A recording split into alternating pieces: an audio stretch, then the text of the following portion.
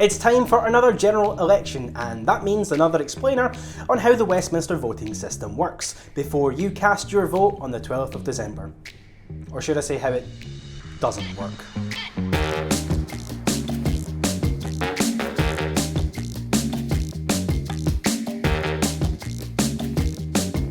In the UK, which we're unfortunately still a part of, we elect MPs back to the House of Commons using a system called Firstpastthepost. In many senses, this is the simplest electoral system that we use in the UK. It's also the worst. When you head into the voting booth, you'll be given a list of candidates standing in your constituency.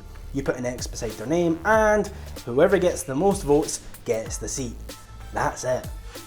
The problem with this approach is that it isn't proportional, meaning that it isn't actually representative of the people in any given area.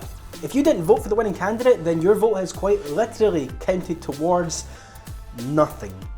Other systems, such as those used by the Scottish Parliament, use list systems to ensure that the political makeup of each area in Scotland is roughly reflected in Holyrood. Not so with Westminster. In the 2015 election, David Cameron was returned to Downing Street with a majority of Conservative MPs, despite getting the support of just 36.9% of voters, meaning that over 63% of the UK voted for different parties but got a Conservative government instead. That is hardly democratic.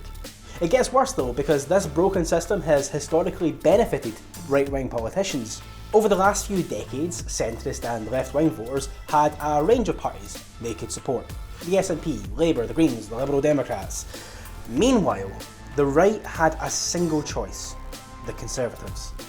While other votes would be split between a range of parties, the right-wing vote would always consolidate behind the only party it could, giving them an electoral advantage in a system that actively rewards a lack of political diversity. And that's reflected in the way UK politicians campaign too. When it's purely a numbers game, candidates end up spending more time telling us who can win a seat instead of why they should win a seat. And that leads us to the Lib Dems.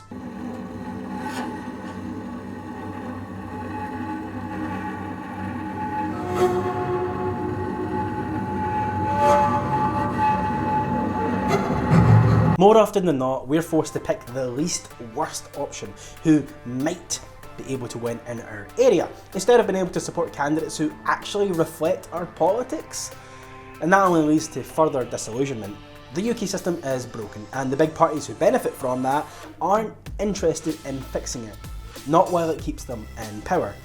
And that is hardly a ringing endorsement for Scotland staying in the UK, is it? But what do you think? Let us know in the comments down below, and don't forget, get out and vote on Thursday.